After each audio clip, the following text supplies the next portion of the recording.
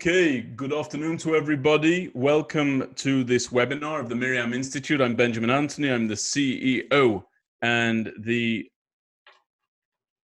co-founder of the Institute, along with my colleague Rosita Panini, who is the co-founder and COO. And I want to begin by thanking my great and powerful colleague, Mr. Alan Langer, for bringing about this webinar today. We did have a different speaker initially arranged for this call. That wasn't able to proceed due to some unforeseen circumstances, but we are honored to now host today Brigadier General Amir Avivi.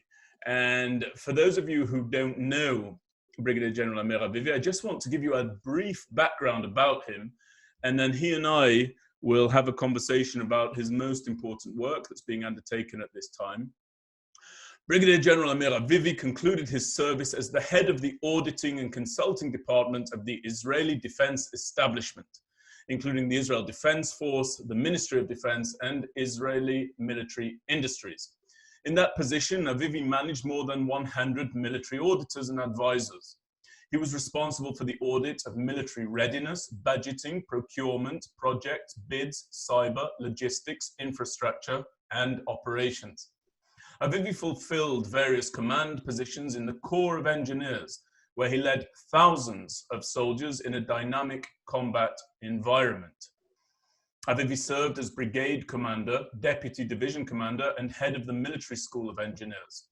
He also served as the aide-de-camp for the then chief of the general staff of the Israel Defense Forces, Lieutenant General Moshe Bogi Ya'alon, who now is a central player within the political system in the state of Israel. In that capacity as aide-de-camp, Avivi was at the heart of policymaking in the Israeli government and defense establishment, and Avivi also serves as the principal of the New State Solution Working Group, where he and I have had the privilege of collaborating very intensely across several countries and in front of several governments, students, audiences, and so on. We might talk about that in due course, but today, the focus of the conversation is about his, as I said, most important work as the CEO and founder of HABITHONISTIM. And HABITHONISTIM is a collective of senior experts, not exclusively, but including from the security realm, from the State of Israel, who are in favor of advancing the application of sovereignty over the Jordan Valley. Now, this movement could not be more timely. This movement comes, as everybody who follows the State of Israel knows, the Jordan Valley has been a central aspect of discussions between the administration of President Trump and Prime Minister Benjamin Netanyahu. And now that a government has finally been formed between Prime Minister Netanyahu and former Chief of Staff Benny Gantz of the Kahol Lavan party, the issue of applying sovereignty to the Jordan Valley has never been more of the moment. So we're very pleased to have you here, General Avivi. Thank you so very much for giving your time. Just before I get you moving, I want to add a couple of quick personal points and also one important point of information. You know, in the diaspora overseas, when people hear about auditors, I think they oftentimes think of accountants. You are not an accountant. You are a general with very extensive command experience. As I read in the introduction, you are somebody who has been responsible for maintaining, inspecting, and assessing Israel's military readiness, not as a consequence of qualifications as an accountant, those you don't have, but as a consequence of your qualifications as a defense expert. That's the first thing that I think should be very, very clear to everyone, the man that we have the pleasure of talking to. And the other thing is that we have had the privilege of bringing you to lecture at the preeminent universities around the world. And when I say preeminent, I mean that. Only a couple of months ago, you were at the Kennedy School of Government at Harvard University. You also speak at Harvard Law School. In the same day, you spoke at both of those institutions. You've spoken at University of Pennsylvania Law School. You've briefed governments together with us in Poland. You've briefed governments in the United Kingdom. You've briefed governments and administrations in the United States of America. You're one of the most articulate and well-versed individuals on your subject. You're the son of a storied ambassador of the State of Israel. You had an international upbringing, moving from different countries. I think by the age of 7 or 8, you spoke 3 or 4 languages. You then, in the Israel Defense Forces, where you served as a lone soldier because your parents were out of the country and that qualified you as a lone soldier. You knew that you wanted to be an officer, you signed up for that, and at the expense of another career that you were considering, which was to be a musician, because you're quite an accomplished pianist, you decided that your place and your dedication was to be focused exclusively towards the betterment of the State of Israel and the defense of the State of Israel. And quite frankly, there's no better, clearer embodiment of that dedication than what you are doing now with HABITHONISTIM. And so I just want to say welcome to our webinar. Thank you for being with us. Thank you. It's a pleasure. And good evening from Israel. Thank you very, very much. So let's give a little bit of context to people over here, because if they haven't heard of HABITHONISTIM, we definitely want to make sure that they're clear not only about what it is you do, but also how they can become involved in that important work. So let me provide just a bit of context as best I can. Feel free to correct me, adjust anything. This is an opportunity for our viewers to get to know you, not to get to know me. So for many years, there's been an organization which is called the Commanders for Israel's Security. Now, this organization claims to have a list of senior officers from the Israel Defense Forces, roughly 200 to 300 in number. I hear different numbers. And if I could boil it down to basic principles, they are in favor with the uppermost urgency of implementing the two-state solution as is commonly known. The two-state solution meaning a state for the Palestinian Arabs in Judea and Samaria, East Jerusalem as its capital, and they don't really tackle the issue of the Gaza Strip as best I'm aware, but that's what they're after. So a boilerplate two-state solution. And for many years, even decades, they've actually been the only show in town. There hasn't really been a voice of equals who are debating them, challenging them, pressing one another to explain their ideas. And along comes Brigadier General Amir Avivi, and he says, I will have at that issue. I believe that I need to do that. And so you established HABITHONISTIM. Now, HABITHONISTIM in a direct translation would mean the security officials. You are not in favor of the two-state solution as commonly understood. Your movement is to apply Israel's sovereignty to the Jordan Valley, and you believe that there's a historic moment right now that mustn't be missed. So tell me how it is that you decided to go and establish HABITHONISTIM. Start there, if you would.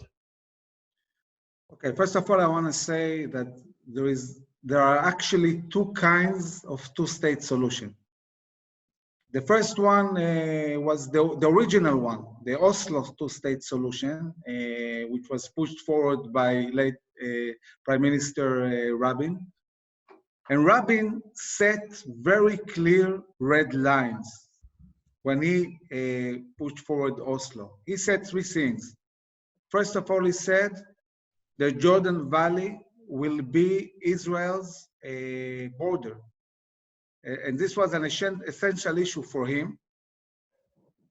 He understood that Israel cannot defend itself without the Jordan Valley that separates between the whole Middle East, especially as we see it today, and Israel with Judea and Samaria. The other thing he said, I'm completely opposed to the division of Jerusalem. And he even said, if we divide Jerusalem, if this issue is talked about, I prefer not having peace, and I won't divide Jerusalem. This is Rabin. This is the left wing in Israel. And the third thing he said, I am in favor of an autonomy in Judea and Samaria, something that is much less than a state. Later on, in the beginning of the 21st century, there was a shift. It happened when Ehud Barak was prime minister in 2000.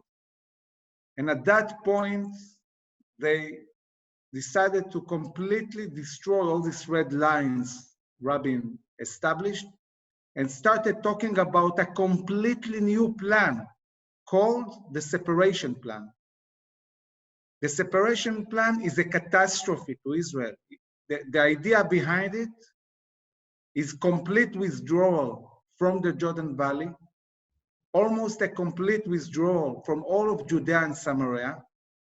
We are talking about kicking something like 150,000 Jews from their homes and retreating all the way to what we know as Route 6 or the Green Line, to the shallow areas of Tel Aviv, Kfar Saba, and so on.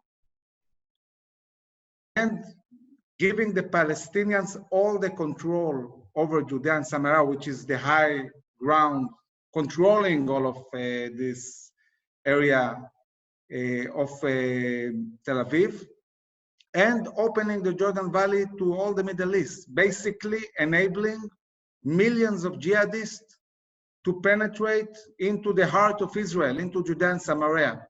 Now, what is Israel? Israel, you know, at the end of the day, Benjamin, is Judea and Samaria with 9 miles of shore and 9 miles of Jordan Valley.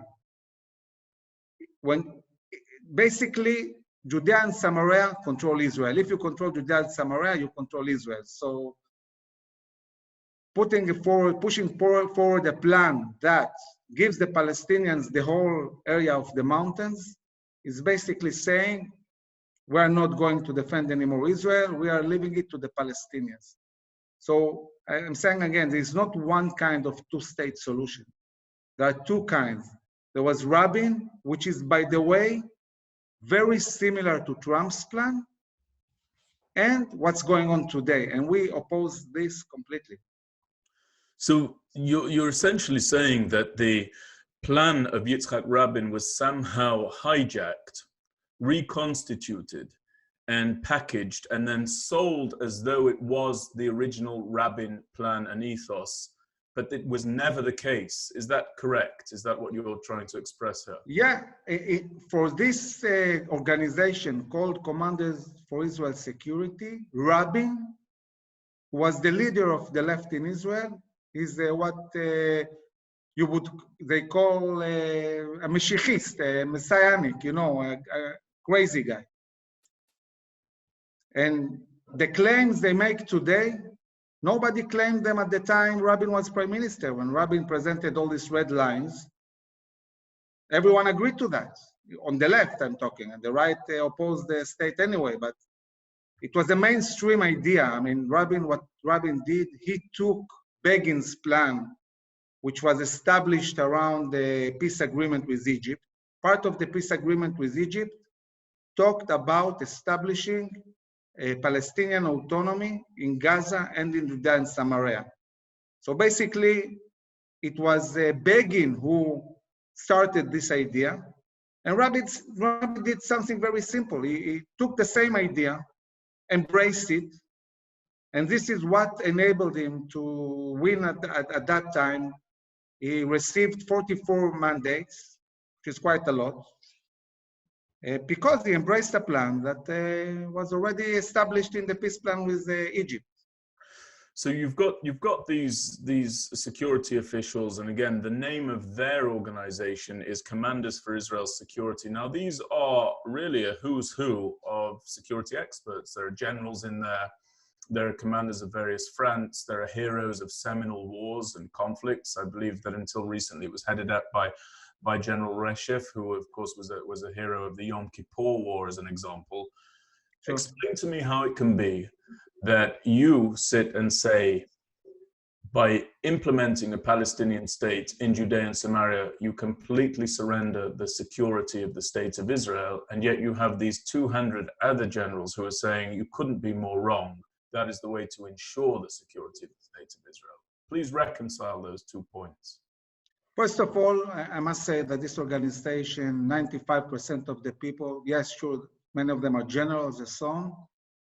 They are veterans of the Yom Kippur War, a whole different generation, most of them 80 years old and more. To me, completely detached from today's reality. They live and talk about concepts that were relevant maybe 30 years ago, certainly not relevant to the new Middle East. And they assume that the whole issue is about a discussion between us and the Palestinians regarding Judea and Samaria. And if you just give them this area, that will be the end of the conflict between us and the Arab world, and that's it. Now, if you have eternal peace, why be bothered about security? You basically solve the problem. Now, we know that's not true, and you cannot build a plan according to an idea that there will be eternal peace, and you cannot build a plan that gives the security responsibility to somebody else, not to Israel.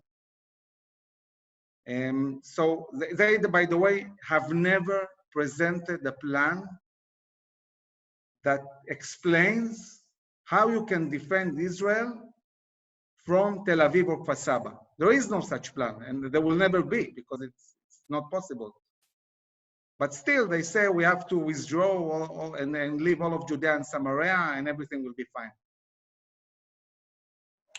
So I just want to understand how you came to all of this. You're there, you're a retired general of the Israel Defense Forces, and you decide that now is the time to establish an organization, and not only to establish it, but to lead that organization, calling for the application of sovereignty in the Jordan Valley. Why is now the time, and why did you feel that you had to engage in that?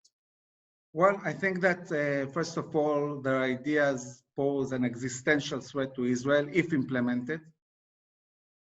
And as you said, the only voice of generals you heard till now is theirs, and it's a very, very radical voice. It's not mainstream at all. I mean, what they are saying represents maybe 4% of Israeli voters. And the mainstream officers had no organization that would be used as a platform to talk about different ideas. So there was a huge vacuum here that needed to be dealt. And I felt that people are afraid to speak out, to say what they think. They were intimidated by the fact that we're talking here about high-ranking generals, some of them, as you said, war heroes, and so on. But when somebody has ideas that might endanger Israel existentially, I think that you have to be professional enough and brave enough to, if you think otherwise, to speak out. And this is what the HABITHONISTIM are doing.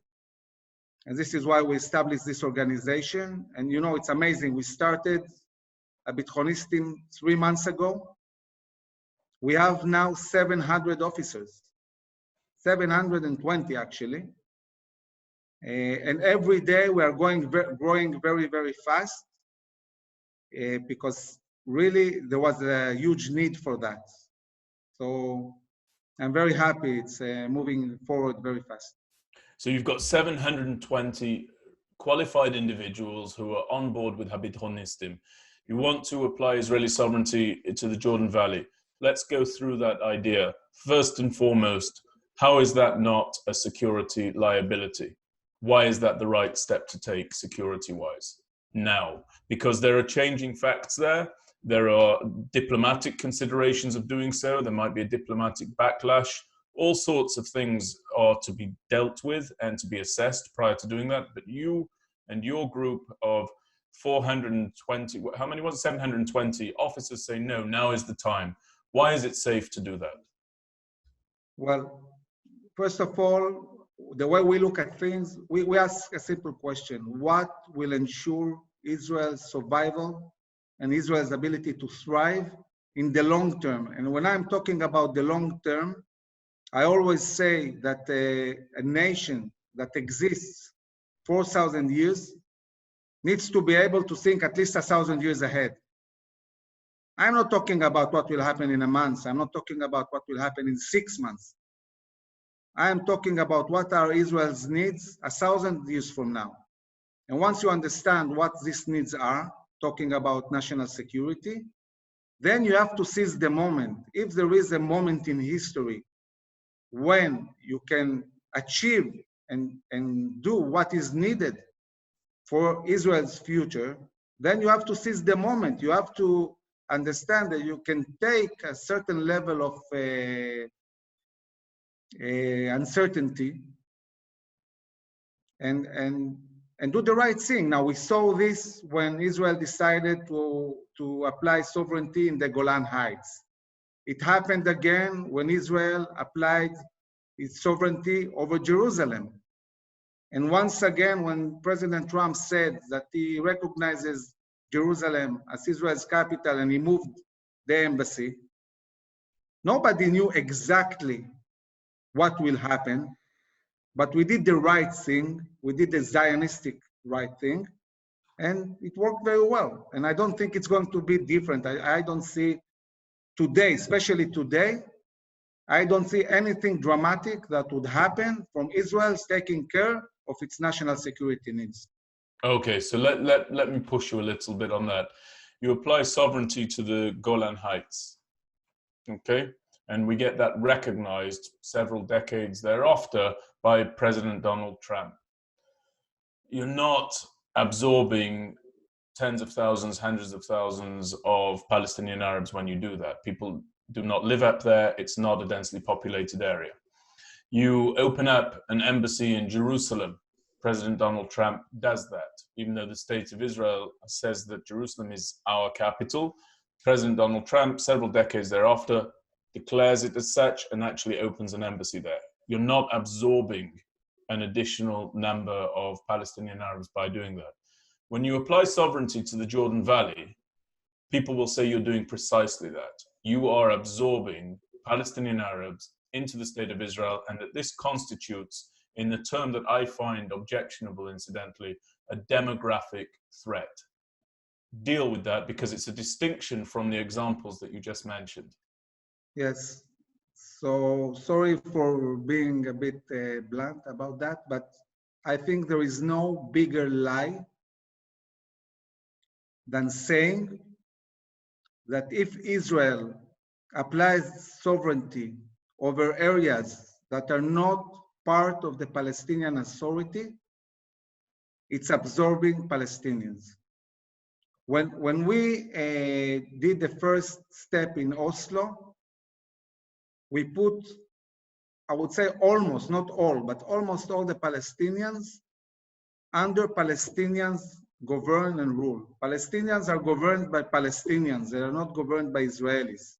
In Gaza, we have the Hamas, unfortunately, but the Hamas is the government of 2 million Palestinians approximately in Gaza.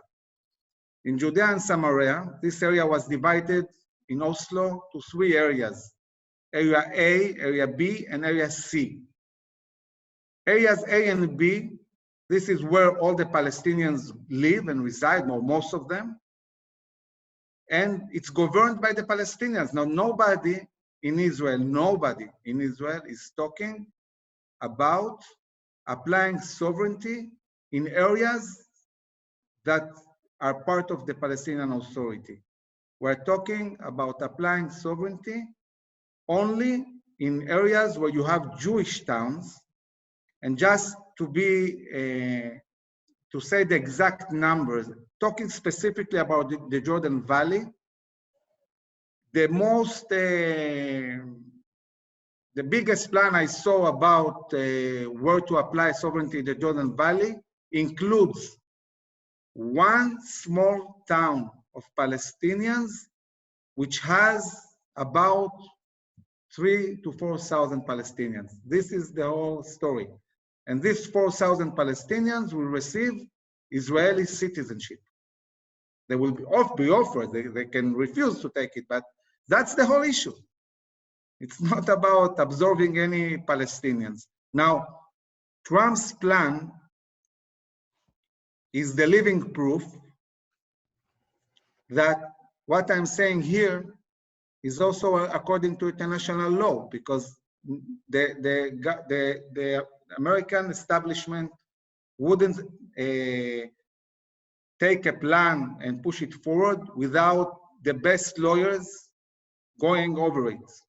Okay, you don't publish a plan that you cannot defend talking about the international law. And this is exactly what the plan says. The plan says Israel can apply sovereignty over areas in its own control, and still there will be a Palestinian state entity in the area, in the other areas. And when you talk about the plan, you're not referring to the plan of the HABITHONISTIM, you're referring to the Trump peace. Trump's ban, of course. Yeah. Okay. So I actually don't like speaking about international law when it comes to issues like this. And the reason is because you can put forward one lawyer and the opposition will always put forward another lawyer. And the simple fact of the matter is that the attachment of the people of Israel to the land of Israel moves beyond that, and it will not be made or broken in accordance with what an international lawyer has to say, and it will not be made or broken based on what even a friendly administration to the state of Israel has to say about it. In other words, if the administration of President Trump was to turn around and say, actually, we've got a second opinion and we do view this as illegal and controversial under international, that would not change or adjust the attachment of our people to that land. So there's you're perfectly right.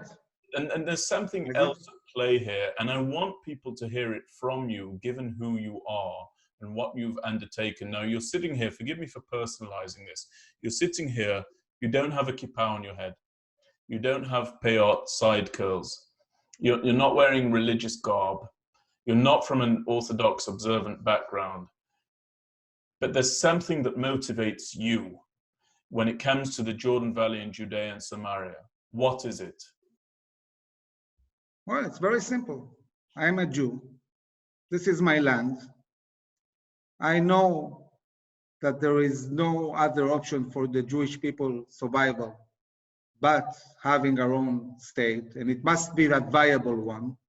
We're not going to be pushed back to a ghetto. And it's not about just a standard of living or things like that. We need a viable state. Now, Israel is growing very fast. In 20 to 30 years, there will be more than 20 million Israelis. Where exactly do you expect people to live? We cannot live in an area with the width of 9 miles. This is from the sea to the Green Line. Now, I jog 9 miles in the morning. It's conceivable to me that you jog your own country in the morning. What kind of state can live in 9 miles and be in the shallow areas and not in the mountains? Now, by the way, people, you said to me before, are quite fed up to talk about the corona, but I think that the ideas that are pushed by commanders of Israel security is creating one big New York in the shallow areas of Israel. So something like is going on now, like the corona, can destroy a country like that. You need space. And you need to control high ground. You know, we, the Jewish people, we defeated empires in Judea and Samaria. This is a crucial area for us. So sure, I don't want to control the Palestinians. I don't have any plans, and I don't think we should absorb them. They should govern themselves, but okay, they are controlling 40% of Judea and Samaria. We are controlling the other 60%, and so it's fine. So let's go through another couple of clarifications, and then I'm going to move on to prospective opportunities that come by way of this or separate to it. There are 720 individuals now in your group. On the other side, and I don't know if I'm framing it correctly by saying the other side, it may be that you view them as the other side, it may be that you just view them as a different opinion and you welcome their different opinion. You can define that. But very, very often people say, well, the people who are part of the organization that calls for the establishment of the two-state solution as defined under Ehud Barak in your definition of it earlier in the call, these are... The separation plan. The separation plan. These are... I suggest we start calling it what it is. It's a different plan, the separation plan. The separation plan. So those who advocate for the separation plan are secular, left-leaning, progressive certainly dedicated citizens of the State of Israel, certainly a legitimate voice within the State of Israel, but they're all of that camp. And then on the flip side, Amir, you have people saying anybody who wants to hold ground in Judea and Samaria or the Jordan Valley are right-wing, orthodox, messianic Jews. The composition of your group, do you know their politics? Are they all very orthodox? Are they messianic in their viewpoint? What has moved them towards their position? Well, 95% of the group are secular. Most of them, by the way, don't live in Judea and Samaria. They live in the major cities of Israel. I think that the way we see it,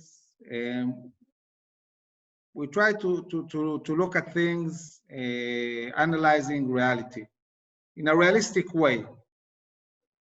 Basically, I can agree that the fact that we are talking about a situation where we'll have a Palestinian entity completely surrounded by Israel is a complex issue. But when I put Israel's security and Israel needs in the future and ask myself, okay, what's more basic, a survival or how we deal with the fact that we have this Palestinian entity? The answer is very simple.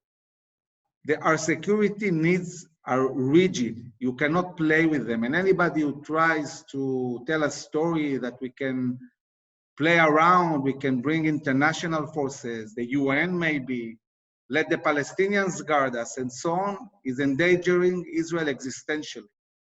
Now, when we're talking about statecraft, this is a much more flexible issue. I'll give a simple example. The Vatican is a state that has even a representation in the UN. Mm-hmm. They have their own passports. It's a state the size of a neighborhood inside the capital of another state, namely Italy, in Rome. They don't have an army. They don't have an airport. They don't have airspace. And it's a state. Now, if this is a state, anything can be a state. So basically, finding a solution for the Palestinians. And as you know, Benjamin, you and I are pushing forward a much better solution than the two-state solution, a much more viable solution, anchoring a state, a real state for the Palestinians in Gaza and the Sinai Peninsula. So we are looking for a solution, and it's better than what has been offered to the Palestinians till now. There are solutions for the Palestinians. There cannot be a solution that undermines Israel's very existence. So this is why we're so determined to make sure that all our needs are met. So let's talk about two points, one of which just came out of your answer. So if just so that everybody's clear and aware of my personal viewpoint, although in the Miriam Institute, as you know, you just debated, for example, Dr. Nachman Shai, former member of Knesset here in Manhattan, and we specialize in putting forward diverse and disparate viewpoints about the state of Israel. We're dedicated to doing that. My own view is very clear. I don't think that the state of Israel should in any way, shape or form enter into any discussions about the ceding of land. I think it's a dreadful idea. It's a flawed policy. It's never worked. And in my opinion, it never will work. I also don't think it's within the remit of legislators of the state of Israel to do so. I think that legislators within Israel have one task. That's to shuffle and shuttle us forward to ever improved progress while maintaining and retaining the state of Israel as it is. Now, I'm willing to debate that. I welcome people to debate it. And you yourself have engaged in that debate. And many of our experts take a contrary view, and they're very qualified. But I think those experts who take a contrary view to yours and to mine would probably say to you, well, I like your idea about the Vatican, but the people there do not have national aspirations. This is not a true comparison, because they're not seeking to establish a state. They're not seeking to establish attachment beyond the surrounds and the confines of the Vatican. So to use that as an example of why this can be applied to the story of the Palestinians is a little bit disingenuous. Deal with that if you would. Well, I would say this. When another entity says that its national aspiration is to get hold of your own capital, they're not looking for peace, they're looking for war. So basically, I'm not against national aspirations, but we have to find a solution for the Palestinians that doesn't undermine Israel's right to exist in borders that are defensible. Now, when we analyze to the depths, what are the real interests on the Palestinian side, I would say this. I think that in Judea and Samaria, the vast majority of Palestinians want to be part of the Israeli ecosystem. They work, hundreds of thousands of Palestinians work in Israel. They gain in Israel 4 times more than they can gain in the Palestinian Authority. They want to be part of Israel. They want to work in Israel. They want to enjoy Israel's GDP, which is more than $40,000, and not Palestinian GDP that is less than $3,000. Right. So they want to be part of us. We don't want them to be Israeli civilians. We want them to be Palestinian civilians. Citizens, sorry. So we need to find the right equilibrium. We want to keep them under Palestinian government.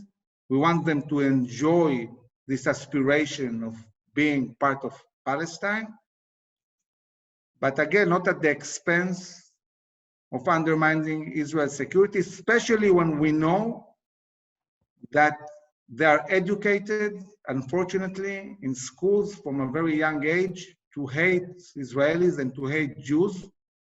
So I would say that for decades to come, there will be a population there that is going to potentially want to hurt us. And we have to be realistic. We have to make sure that anything we agree upon is something that enables Israel to deal with anything that happens. The other thing is, we are saying to the world, listen, you want to solve the Palestinian issue? Bring more land to the discussion. Nobody can expect this issue to be solved in an area with the width of 45 miles, from the sea to the Dead Sea. So, it's unheard of. So there's something else that I want to get you to weigh in on, because I think that this, well, let me not lead you. I want to hear your opinion on it. There are many voices that are fiercely pro-Israel in the diaspora, including voices such as Professor Alan Dershowitz, including heads of various organizations who say, listen, in 2005, the State of Israel removed all of its citizens, all Israelis, from Gush Katif, from the Gaza Strip.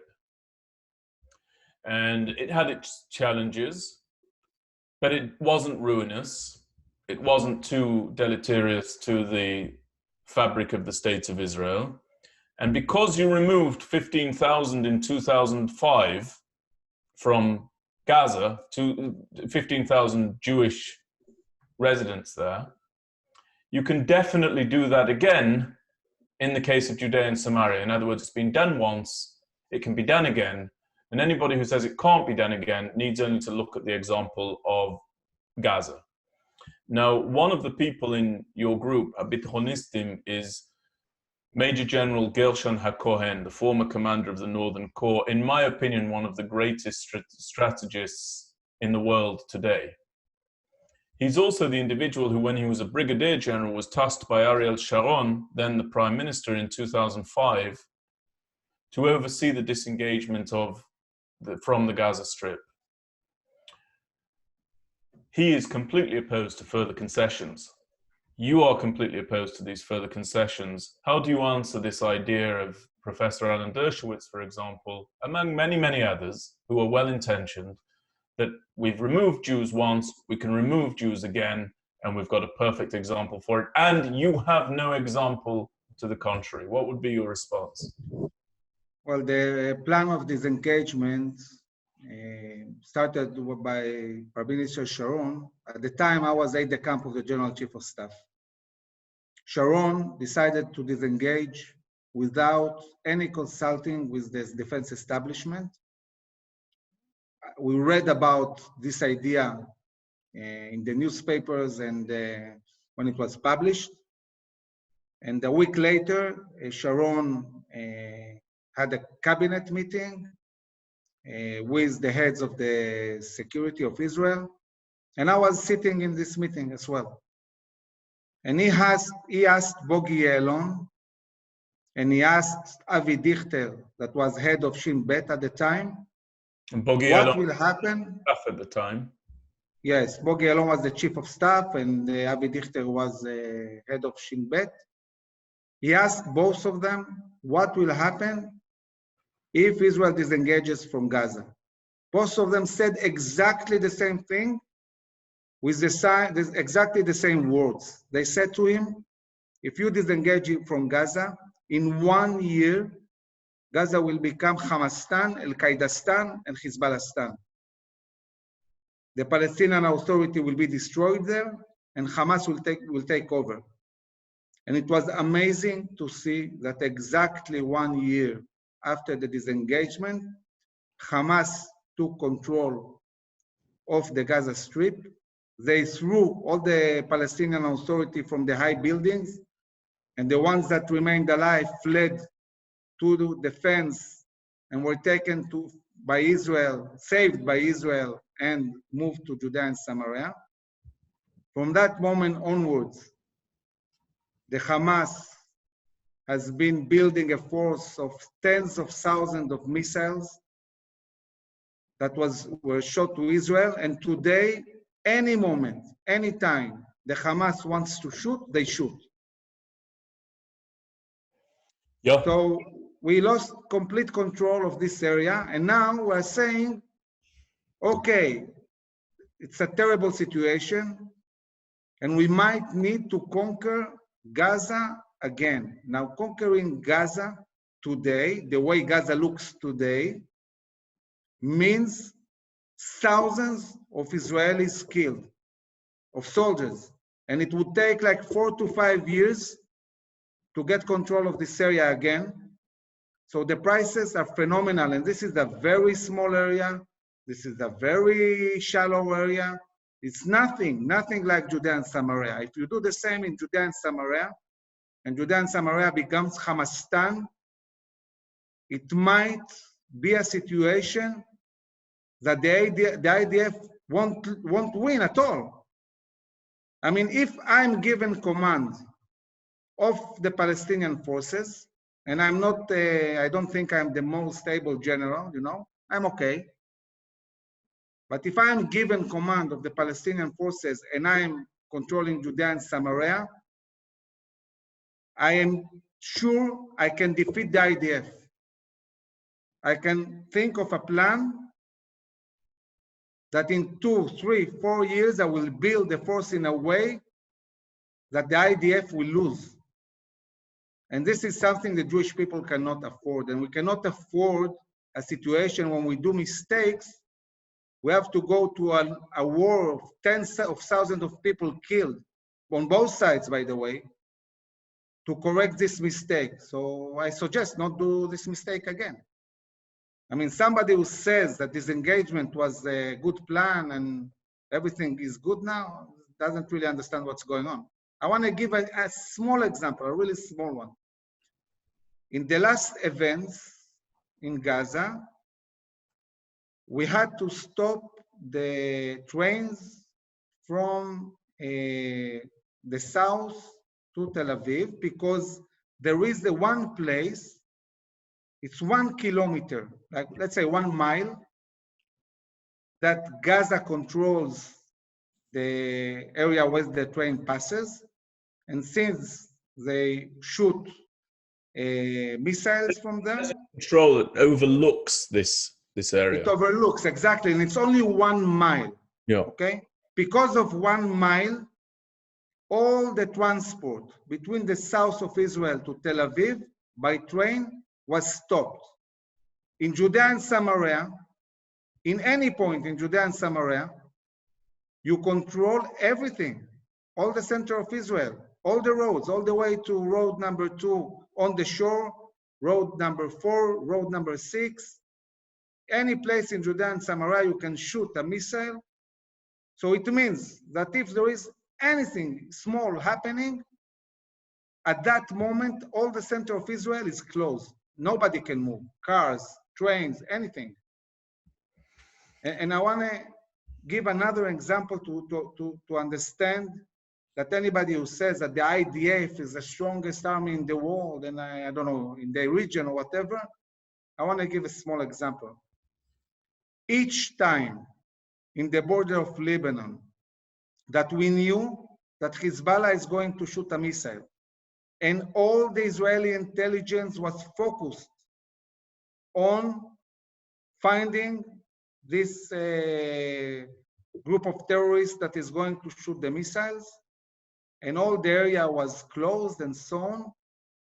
In 100% of these events, at the end of the event, they managed to shoot the missile. So even if Israel concentrates everything, all its abilities on one small event, not many, one, they didn't manage to stop it. Why? For a very simple reason.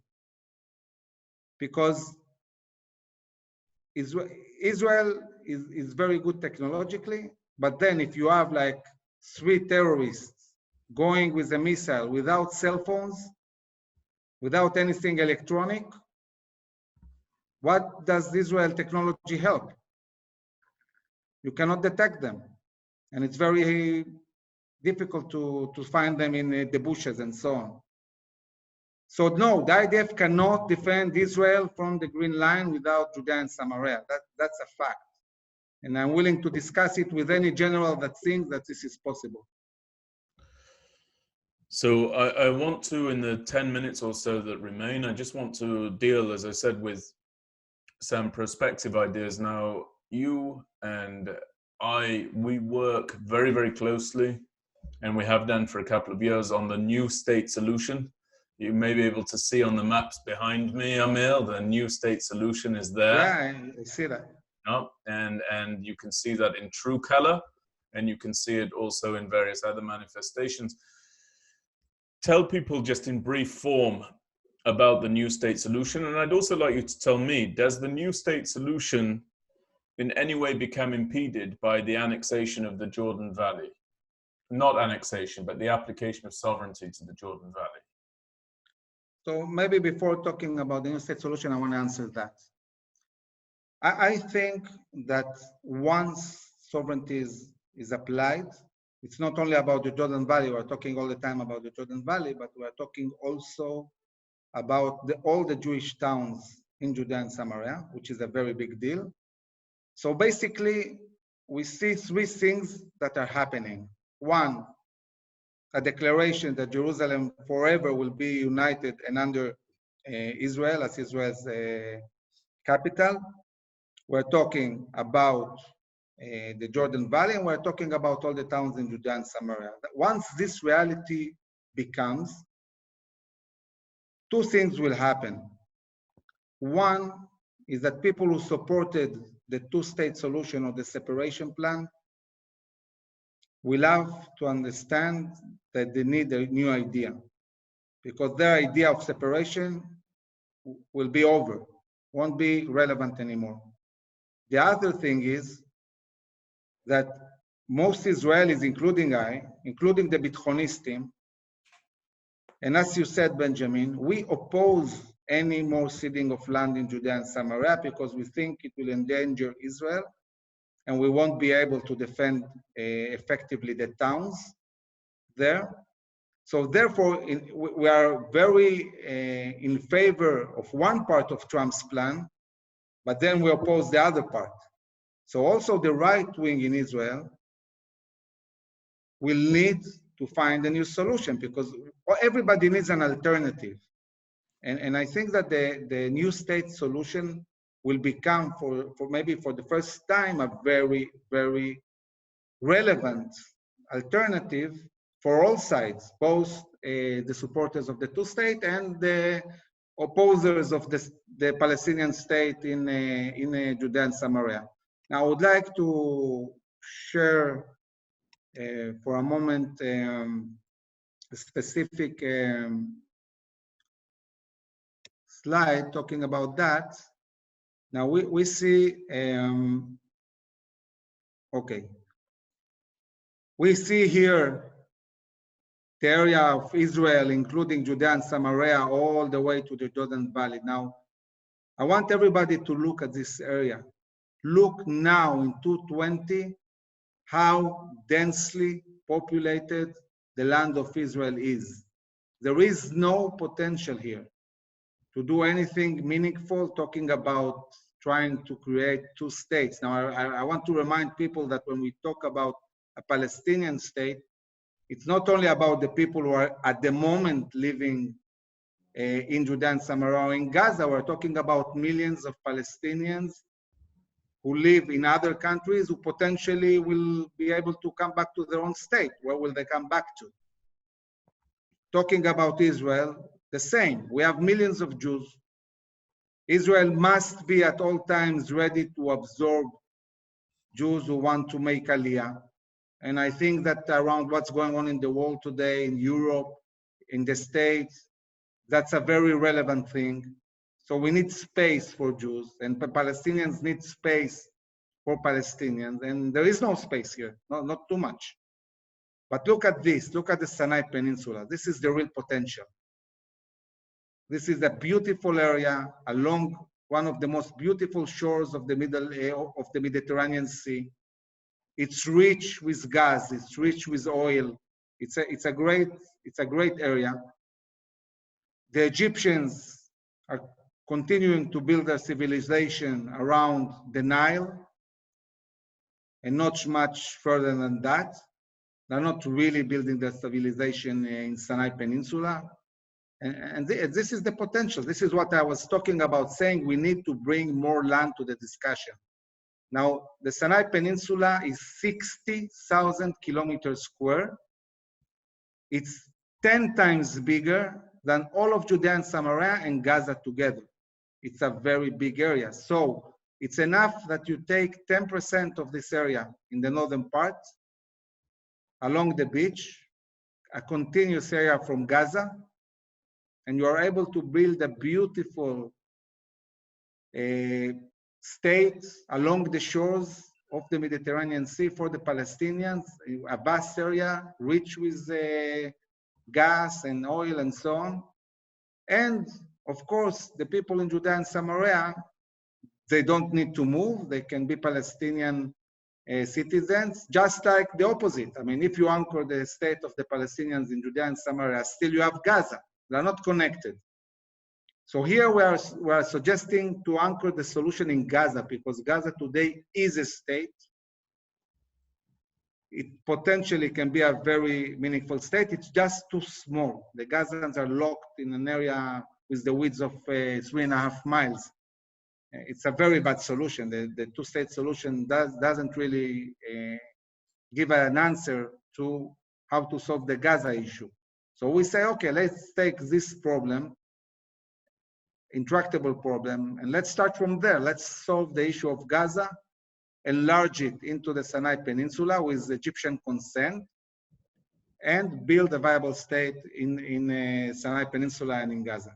And just before you take off that slide, for those people who would turn around and say, and we hear this nonsense all the time, obviously, Amir, and we know it's nonsense. People turn around and say, so what you actually want to do is you want to take the Palestinian Arabs and you want to dump them in the desert somewhere and leave them to their own devices. The reality of the matter is, ladies and gentlemen, for those of you who are looking at this slide, the state of Israel, which you now see fully illuminated just above the Sinai Peninsula, looked exactly like the Sinai Peninsula before we started to develop it. So the moment is upon us, really, because we have the know-how, we have the expertise, and we have the experience of building a state. And when Amir and I and Rosita and our entire team talk about the establishment of a state for the Palestinian Arabs in the Sinai Peninsula with contiguity into Gaza or vice versa, we're talking about an independent, sovereign, viable, thriving state where the Palestinian Arabs can determine their own future. That's a far better deal than anything that's being put forward by the separation plan, which does not offer the Palestinian Arabs a state. It offers them at best a sub-state. And that's far better, obviously, than any other alternatives that have been put forward. And we're gaining traction with that. Remember, for our American listeners, Las Vegas looked just like that desert before somebody, a visionary, went over there and said, I think that this place has potential. So there is one point more, Benjamin, that we don't say a lot, but the areas we are talking about here, it's exactly where Israel chose to build towns and cities when it controlled the Sinai Peninsula. Yamit was exactly here. Yeah. This area. Yeah. We thought it was a great place. So we're not suggesting anything that we don't want to do. Correct. And if you can take this slide down, I just wanted to ask you about one other thing before we end this call, Amir. Where can people learn more about HABITHONISTIM? Where can they go to find out more information about you? Well, we have Facebook, we have Twitter, we have Instagram, and you just write HABITHONISTIM with an H, with not CH. We have a website that is under, it's online, but it's under construction, talking about English. We started with a website in Hebrew. We're working on a website in English. I must say sincerely that we started building the HABITHONISTIM in January, and we thought that we'll launch the HABITHONISTIM somewhere around April, but events have happened so fast that already in January we launched the organization. I thought that at this stage I will manage to bring, I don't know, maybe 20 officers to the organization, and now we have over 700. So a lot of good news, but it also requires us to move very fast and take care of everything as things happen. So, and also when you get that English website app, we will send it around to our listeners to this call as well. And I just want to thank you. And before we adjourn, I want to talk very quickly about what we've got coming up. You've kindly offered to speak to our listeners on Yom HaAtzmaut, Israel's Independence Day celebrations. I very much encourage everybody on this call to dial in for that, because I know just how passionate you are about the existence of the State of Israel and the unique perspectives that you bring. I also know that you're fast to move and quick to execute on any plan. And so if you have ambitions for HABITHONISTIM, I know that they're led by the right person at the right time. And we absolutely wish you every success. You know that. You know that we wish you that success, and you know that we're dedicated to helping you to promote that. And I also want to say that there are people within our organization who profoundly disagree with your viewpoint on this. And there are others who profoundly agree with you. And they're all under this one roof now, which is called the Miriam Institute, and it's miriaminstitute.org, as everybody knows. And we are for the idea, not of saying one opinion is right or one opinion is wrong, but of having ideas challenged, scrutinized, debated, but having the future of the State of Israel led by the people of Israel who live within the state. Because they're the ones who ultimately will have to live with the outcomes of the policies that they espouse. So if you espouse this and somebody else espouses a different view, at the end of the day, the winner of that debate will have to live with that which he or she puts forward. And it's very, very virtuous. It's very important. I hope you'll write for us more. And in that spirit, I hope you'll come back for a separate discussion, because there's something that I would love to get into with you. I actually think that we are more than able to go forward to smash and to destroy Hamas in the Gaza Strip. I don't think that we should be deterred at the prospect of that. It's my opinion. I stand by the opinion. But I'd like to have a discussion with you, and I'd like you and me perhaps to talk about that at greater length, because it's such an important topic that you highlighted. You, of course, do so from an eminently qualified position, and you know how greatly I respect your position. My own view on it is, I think it's high time that we stopped saying that terror organizations can make or break a conflict-ending alternative, such as the New State solution. I think it's high time the international community stopped rising and falling according to the whims and wills of Hamas. And I think that actually the devil that you know over there in the Gaza Strip, which is Hamas, and I'm not referring to the citizens of Gaza or the civilians in Gaza, I'm talking about Hamas. I think that that devil is bad enough, and I think it can be crushed. I think it can be smashed. I don't think it would take 4 to 5 years to do it.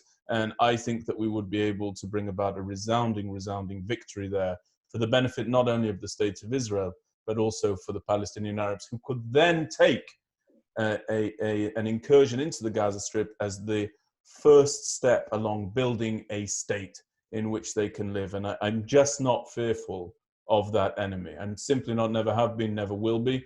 We have a different perspective there, but I hope you'll give me the chance in a future conversation to talk about that so that people can understand what the concerns are and what the pros and cons might be. We'd be very honored to have you back. So Right, sure. that concludes this. I'm going to share with everybody who was on this the handles and the social media connections to HABITHONISTIM. It's so important, and when the world puts itself to rights again, and it will, I hope you'll come back and lecture for us again, and people can see a lecture that you gave up on the multimedia section of our website at the Kennedy School of Government, where you masterfully portrayed and outlined your work, and I will certainly include a link to that as well. Great. You're Thank you very much. General. You're a And great. thank you for the great job you are doing, Benjamin, with Rosita. Thank you so much. Really appreciate it. Thank you, and I thank Rosita, and I thank my great and powerful colleague Alan Langer as ever. And Thank you, Alan. speaking to you next week. Thank you, Amir.